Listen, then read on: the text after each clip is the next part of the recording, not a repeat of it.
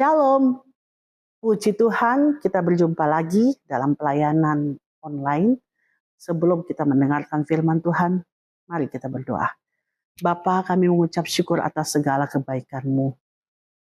Kami sangat bersyukur dan berterima kasih kalau hari ini kami masih bisa berada di dalam rumah. Mungkin kami berada di tempat lain, kami berada dimanapun kami berada, Tuhan masih menguatkan dan menyehatkan kami. Dan kami masih bisa sanggup untuk mendengarkan firman-Mu yang luar biasa. Biarlah Kau pakai kami sebagai saksi-Mu dalam pemberitaan Injil ini Tuhan.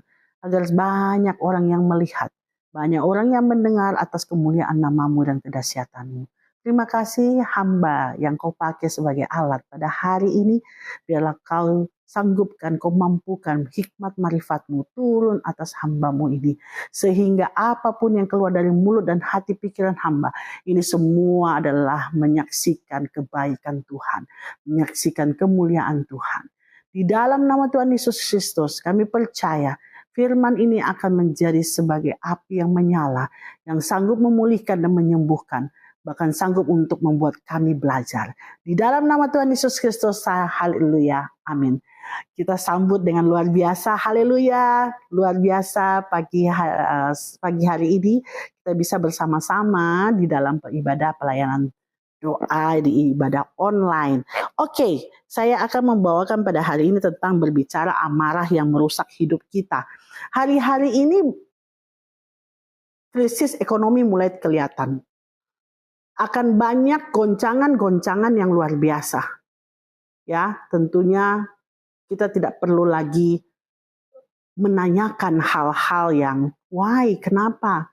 Tapi yang harus kita lakukan adalah kita menyadari diri kita saat sekarang dan kita mulai membangun diri kita dengan baik.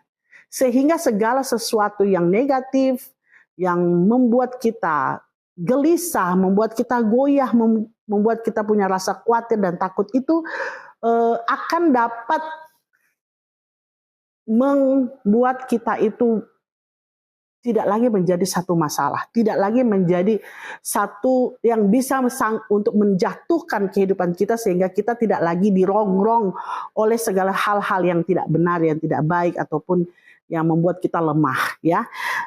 Amarah merusak hidup kita ini, ayo kita buka di Pengkhotbah 7 ayat 9.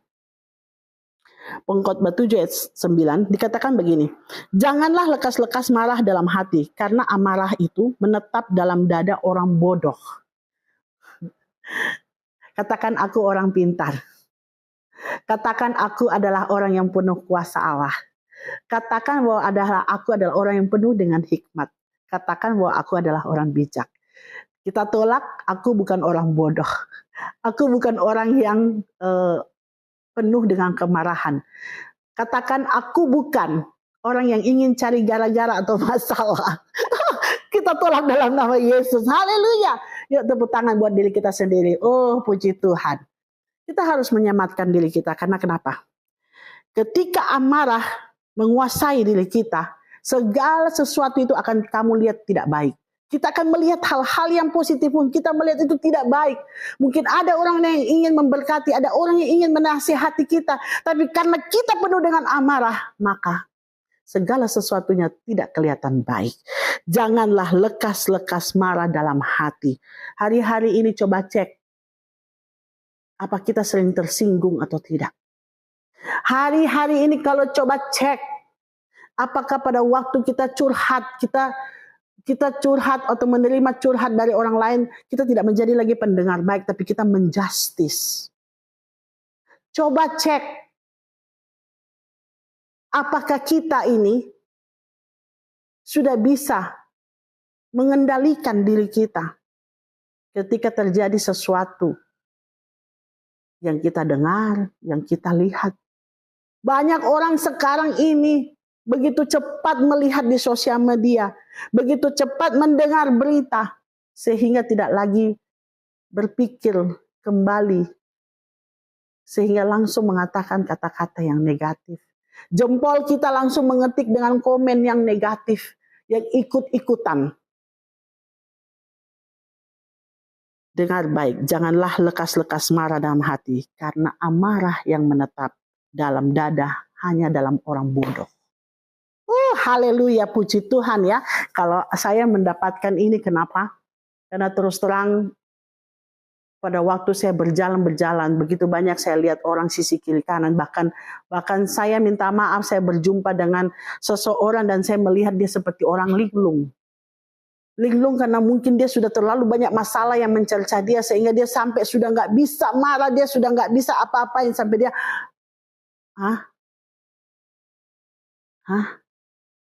ntar lagi bisa gila nih orang. Saya bilang gini dalam hati tapi kembali lagi waktu saya berjumpa dan saya mengatakan, ayo berdoa, ketemu, berlutut sama Tuhan. Sehingga kamu tidak akan merasa seperti kebingungan lagi. Sehingga kamu merasa tidak kecewa, tidak marah dengan keadaan yang ada di sekitarmu. Ya, Bapak Ibu Saudara yang dikasihi Tuhan, situasi kondisi sekarang, banyak orang bilang, sepi. Kalau orang bisnis pedagang, sepi katanya. Ya, mungkin yang Gojek mungkin mengatakan mungkin sepi.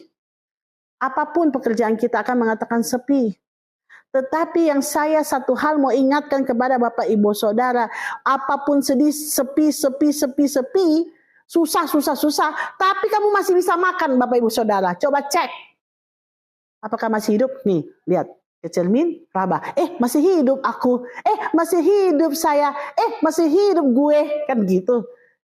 Berarti masih ada harapan dan penyertaan Tuhan di dalam kehidupan kita.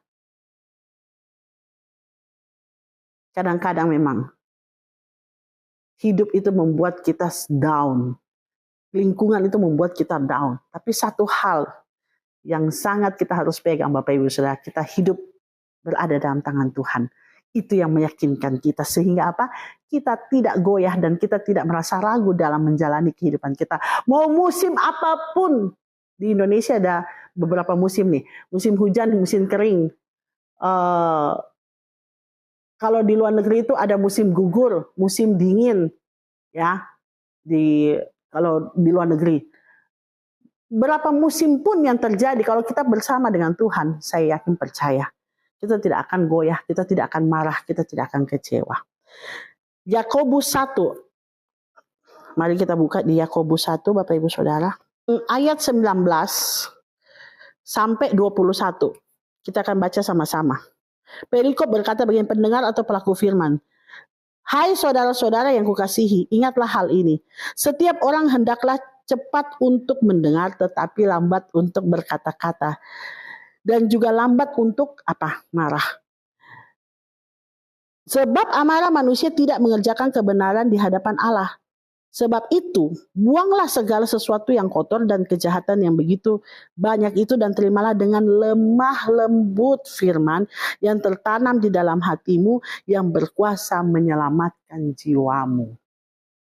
Bapak Ibu Saudara, pelajaran diambil di sini adalah berbicara tentang lebih baik kita cepat mendengar. Artinya, kalau ada hal-hal yang membangun, ada hal-hal yang memotivasi, ada hal mungkin yang menegur, mengingatkan, itu bukan marah ya.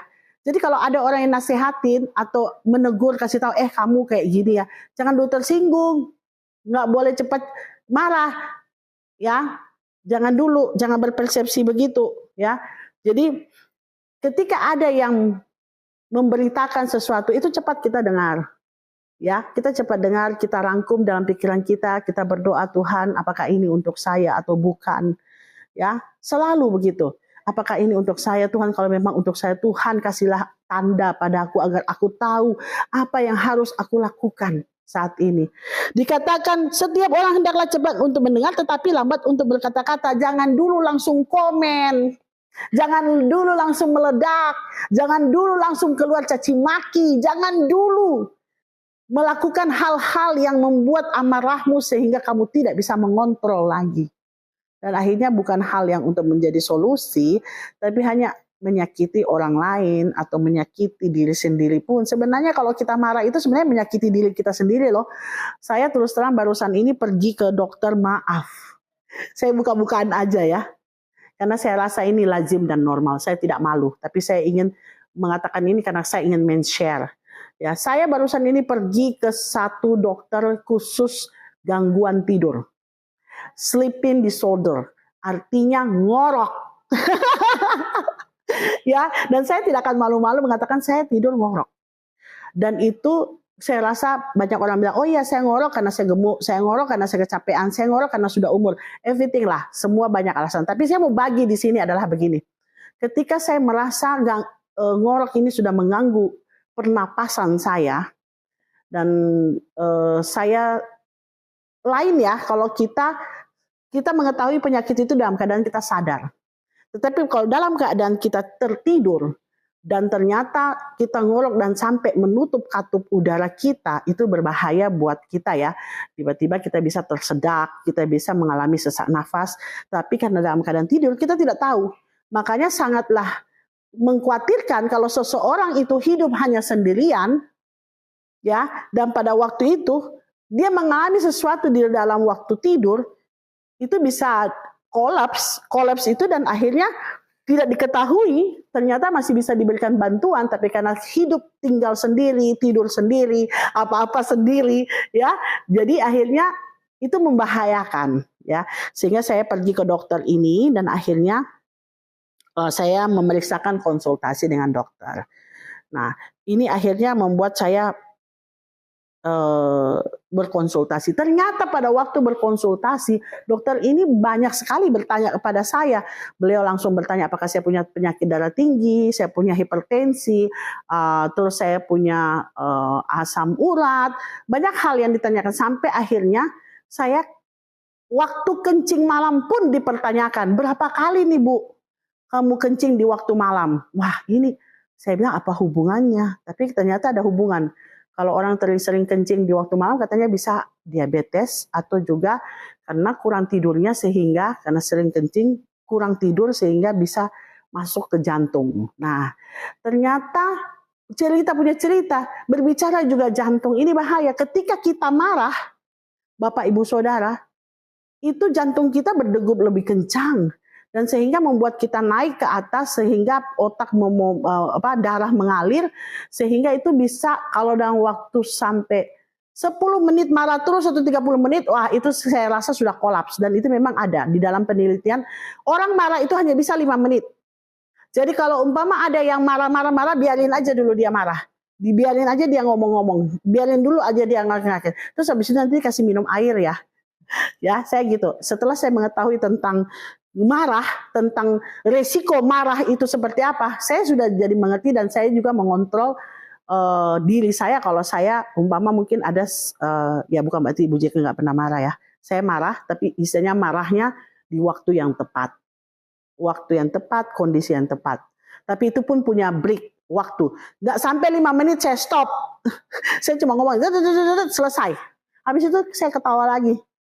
Yang paling diketahui adalah sering yang pergi bersama saya, biasanya mereka bilang gini, habis marah nanti dikasih makan katanya. Diajak makan-makan. Ya, saya kembali lagi. Ternyata banyak hal di kehidupan kita, seperti saya bilang, saya pergi ke dokter yang gangguan tidur. Ternyata ujung-ujungnya bukan masalah penggangguan pernapasan saya yang saya harus khawatirkan, tapi ternyata jantung saya. Sehingga akhirnya diberikan nasihat untuk sementara ini Bu, nanti jangan dulu kardio, jangan dulu lari maraton, jangan dulu apa, dan jangan dulu sering marah katanya. Jadi akhirnya ini juga salah satu menjadi satu pembahasan saya dalam, oh ternyata di Alkitab itu ada tentang berbicara marah gitu loh. Ya, jadi Bapak Ibu Saudara dikatakan di sini, sebab itu buanglah segala sesuatu yang kotor dan kejahatan yang begitu banyak. Jangan terlalu banyak pikir yang aneh-aneh, jangan terlalu banyak gini-gini. Ya, sehingga apa? Itu akan membuat kita itu lebih lagi mengalami hal-hal, bahkan dikatakan 10% itu, 90% itu penyakit datang dari pikiran. Nggak tahu apa benar ya. Nanti saya belum sempat meneliti itu. 10% itu dari makanan. Apakah benar atau tidak? Itu belum saya cek. Tapi itu ada. Dalam satu media mengatakan itu ditimbulkan. Dan saya pikir iya, benar juga. Makanya dikatakan di sini, sebab itu buanglah segala sesuatu yang kotor dan kejahatan yang begitu banyak. Kalau kamu seorang pembohong, mulai hari ini buang tuh pembohongmu. Kalau hari ini kamu suka menipu, buang hari ini penipumu. Kalau hari ini kamu suka membicarakan orang, buang segala omonganmu yang gak benar. Karena di firman sudah dikatakan, sebab itu buanglah segala sesuatu yang kotor, segala sesuatu yang jahat. Kalau kamu pemabuk, buanglah kamu pemabuk. Kalau kamu suka selingkuh, kamu buanglah kelakuan selingkuhmu. Karena di sana dikatakan lagi, terimalah lembah lembut firman yang tertanam di dalam hatimu, sehingga yang berkuasa dalam hidupmu, sehingga menyelamatkan jiwamu. Haleluya, yes. Tadi pagi lagi doa dengan teman, ya, puji Tuhan. Lagu terakhir ada berbicara Yesus yang termanis. Di situ saya diingatkan bahwa Yesus itu manis, sehingga segala sesuatu di dalam hidup kita itu kalau Yesus masuk dalam hidup kita manis. Ya, jadi kita coba kalau Bapak Ibu Saudara kalau minum minuman manis itu coba apa rasanya? Langsung tenang kan?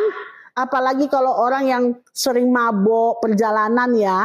Nah, turun itu pasti carinya teh manis. Kalau olahraga biasanya orang-orang carinya yang manis.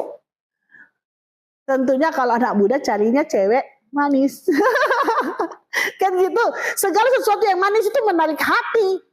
Lah, kenapa? Ternyata pada waktu pagi hari itu saya, Yesus yang termanis, buat jiwaku, buat jiwaku, buat jiwaku. Yesus yang termanis, buat jiwaku, ku cinta selamanya. Saya termenung Bapak Ibu Saudara. Ketika saya marah mungkin, ketika saya kecewa, saya capek. Tapi ketika saya melakukan Yesus yang termanis, saya keluar air mata dan saya bilang, Tuhan terima kasih. Saya langsung merasa manis banget hidup saya. Dan saya bahkan bilang tadi, saya mau jadi manis-manis deh.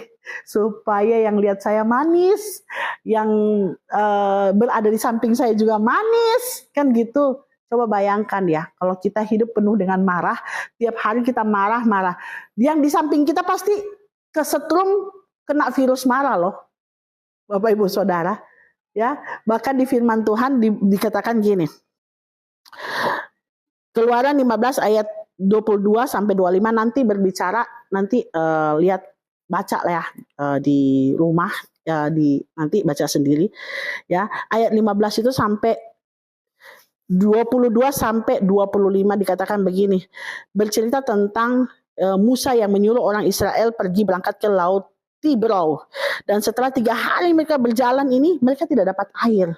Dan ternyata ketika mereka dapat air, sampai di Mara, itu dapat air, tapi ternyata air itu pahit.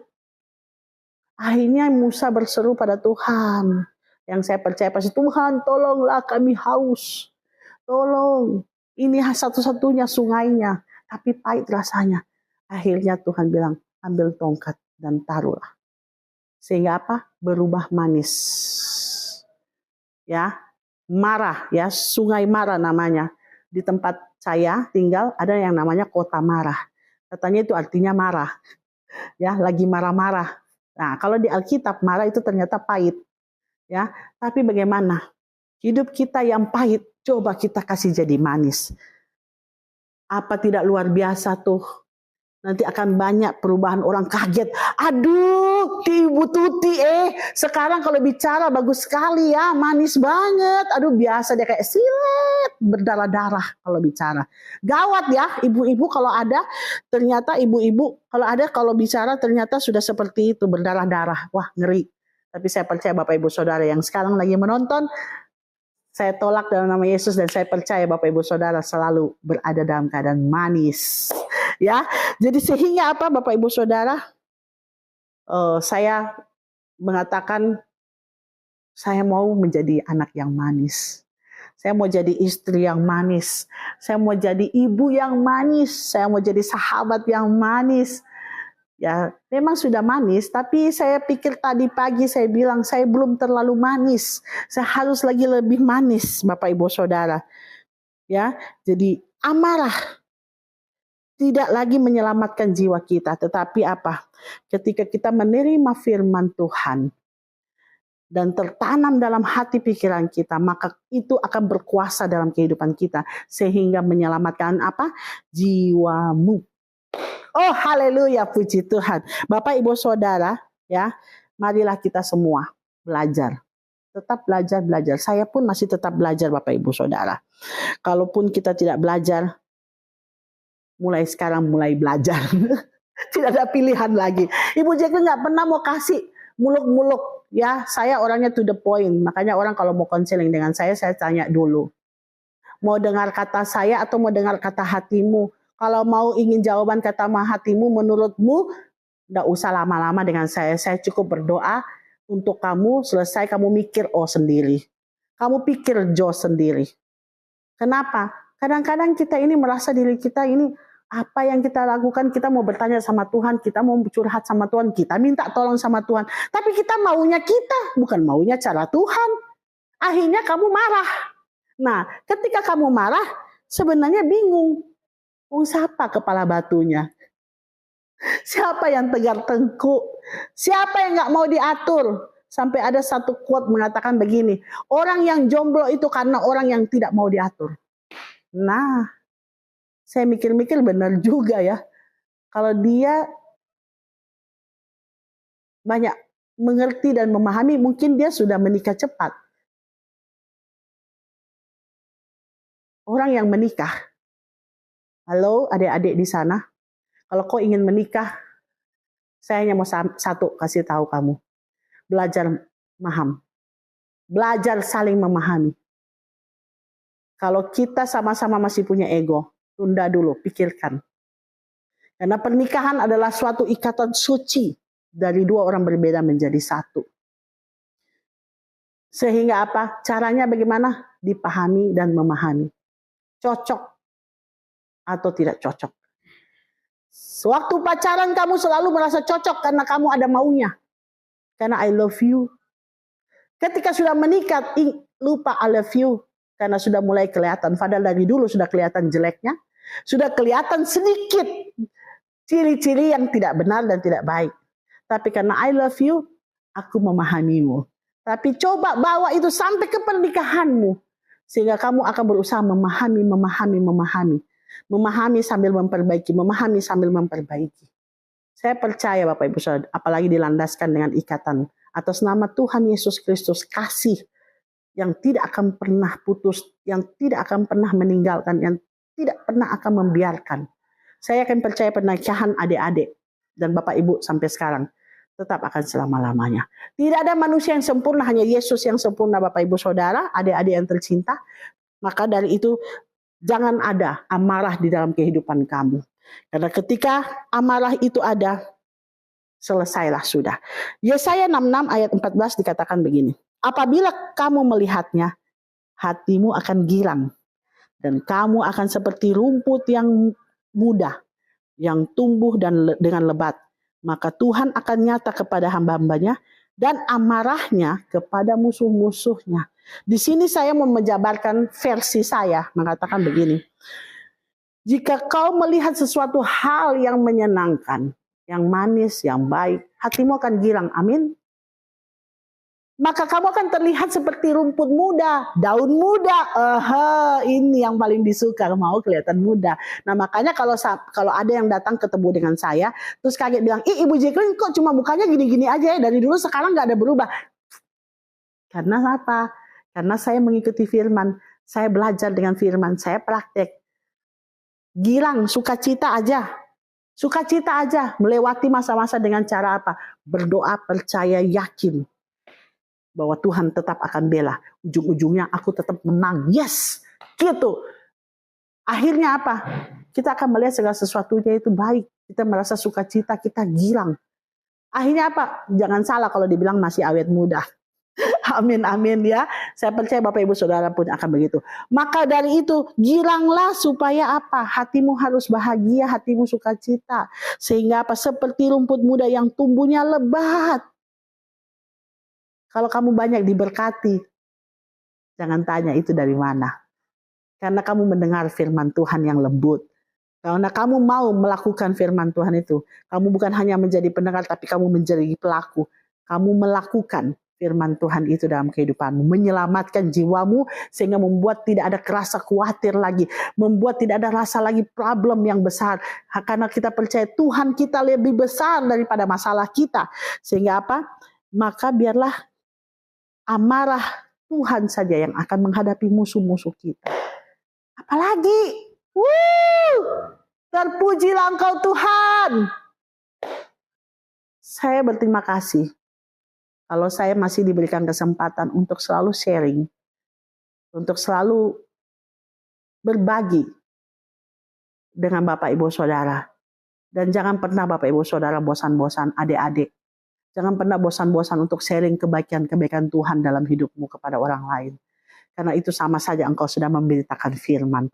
Walaupun kamu bukan pendeta, walaupun kamu mungkin tidak, tapi ketika engkau membawa firman Tuhan dan engkau beritakan tentang kebaikan, kesaksian, kehidupanmu di dalam Tuhan ini, kamu sudah sama dengan melayani. Kamu sudah sama memberitakan firman Tuhan. Maka dari itu, jangan ada amarah lagi. Kamu adalah orang yang pilihan. Kamu adalah orang yang hebat. Kita semua adalah umat pilihan. Maka hidup kita harus ada di dalam nama Tuhan Yesus Kristus. Mari kita berdoa.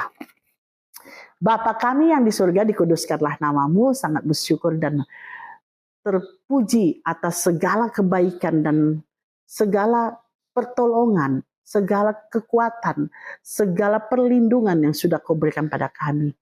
Kami hanyalah anak-anak-Mu yang mau belajar. Kami anak-anak-Mu yang mau datang untuk meminta Engkau menyertai kehidupan kami. Sehingga dari itu Tuhan, biarlah kami belajar terus dan kami mau terus untuk melakukan kebaikan-kebaikan yang sudah Engkau berikan pada kami.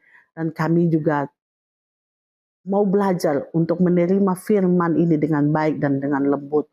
Sehingga kami punya hidup manis. Hidup kami tidak penuh dengan amarah. Hidup kami tidak penuh dengan kebencian. Hidup kami tidak penuh dengan segala keburukan-keburukan. Tetapi kami mau hidup kami manis. Hidup kami mau dalam keadaan baik. Sehingga apa? Nama Yesus yang dimuliakan. Terima kasih ya Bapa. Diberkati seluruh umat-Mu yang lagi menonton. Dan juga seluruh anak-anak-Mu yang lagi berdoa. Mungkin dalam pergumulan, permasalahan. Tapi Tuhan baik. Tapi Tuhan yang akan menjadi penolong. Engkaulah yang akan menjadi satu-satunya jawaban dan solusi. Biarlah Engkau memberkati mereka, menguatkan mereka, sehingga mereka sanggup untuk melakukan. Dan kami percaya segala ujian dan cobaan tidak melebihi dari kemampuan kami, karena Engkau Allah yang maha tahu, Engkau Allah yang mengerti, Engkau Allah yang memahami. Dan kami percaya di dalam setiap permasalahan percobaan selalu ada solusi Tuhan dan mujizat Tuhan yang akan membuat kami terheran-heran. Terima kasih ya Bapak, berkati keluarga-keluarga, suami istri pernikahan mereka, berkati anak-anak mereka dalam masa depan mereka, usaha pekerjaan mereka diberkati di dalam nama Tuhan Yesus Kristus. Yang sedang sakit, yang mengalami pergumulan, mungkin mengalami hal-hal pergolakan di dalam rumah tangga pun Tuhan tolong dalam nama Yesus diberikan kekuatan. Dengar baik, biarlah lemah lembut yang keluar dari mulutmu, biarlah lemah lembut yang keluar dari hatimu, lemah lembut yang keluar dari pikiranmu, sehingga ada kasih di dalam rumahmu, ada kasih di dalam rumah tanggamu, ada kasih di dalam anak-anakmu, ada kasih di dalam pekerjaanmu dan pelayananmu. Terima kasih Tuhan, terima kasih. Hamba berdoa buat Indonesia yang ada, yang akan merayakan 17 Agustus kemerdekaan. Kembali lagi kami akan melakukan perayaan dan peringatan perjuangan dari para pejuang-pejuang zaman dahulu yang memerdekakan negara ini, negeri ini Tuhan dengan baik. Dan kalau kami pada hari ini sebagai penerusnya adalah memperjuangkan kehidupan dengan hal-hal yang baik. Biarlah Tuhan memberkati Indonesia. Indonesia bertumbuh semakin baik, semakin maju, semakin lebih terbuka wawasannya dan bisa menerima semua dan juga agama-agama yang ada bersatu dalam kebinekaan tunggal ika, sehingga semua saling menghormati, saling memahami, dan bahkan bersuka cita dengan perbedaan yang ada di negara ini. Karena negara ini, negara Indonesia yang unik, yang mempunyai begitu berbeda-beda suku, bahasa, dan budaya yang ada Tuhan. Terima kasih, lindungilah negara kami Indonesia. Berkati Pak Jokowi bersama Wakil Presiden dan jajaran yang ada. Karena sebentar lagi mereka akan diganti dengan pemerintahan yang baru, yaitu Presiden yang terpilih, yaitu Bapak Prabowo dan juga wakilnya. Kami percaya, kami berdoa perubahan yang akan terjadi nanti. Biarlah sebagai perubahan yang ingin kepanjangan tangan untuk membangun Indonesia, untuk memajukan Indonesia. Tuhan berkati semua Tuhan para pemerintahan yang baru, jajaran menteri-menteri yang akan duduk dalam kabinet nanti. Tuhan berkati dalam nama Yesus, dan mereka takut akan Tuhan. Mereka jujur, mereka tidak melakukan korupsi Tuhan. Berkati mereka sehingga mereka sungguh-sungguh ingin melayani negara dan rakyat Indonesia ini Tuhan. Kemajuan IKN Tuhan berkati. Perencanaan pemerintah untuk kemajuan Indonesia Tuhan pun berkati di dalam nama Yesus Kristus. Kami sudah selesai, hamba sudah selesai, tapi hamba percaya kuasa-Mu tidak akan pernah selesai. Terus mengitari kehidupan kami. Tuhan berkati di dalam nama Yesus. Hamba-hamba Tuhan yang berada di pelayanan-pelayanan di pelosok-pelosok, di gereja-gereja manapun, Tuhan berkati dalam nama Yesus. Kuatkan mereka sehingga mereka tetap terus melayani dan juga menyebarkan penyebaran Injil firman Tuhan ini dengan baik dan benar. Sehingga banyak sekali orang-orang Kristen dan banyak orang-orang yang akan percaya kepada Engkau. Karena kami percaya hanya ada satu Nabi yang akan kembali, yaitu Nabi Yesus Kristus. Yang kami percaya yang akan kembali untuk menghakimi, untuk datang ke dunia ini yang kedua kali. Di dalam nama Tuhan Yesus Kristus, hamba sudah selesai, dan diterimalah berkat daripada Allah Bapa, Putra, Roh Kudus yang akan senantiasa mengitari hidup kita, melindungi, memberikan cahaya, bahkan memberikan berkat yang berlimpah, menyembuhkan dan memulihkan semua di dalam kehidupan kita. Di dalam nama Tuhan Yesus Kristus, haleluya, amin. Terpujilah, sampai jumpa di pelayanan berikutnya.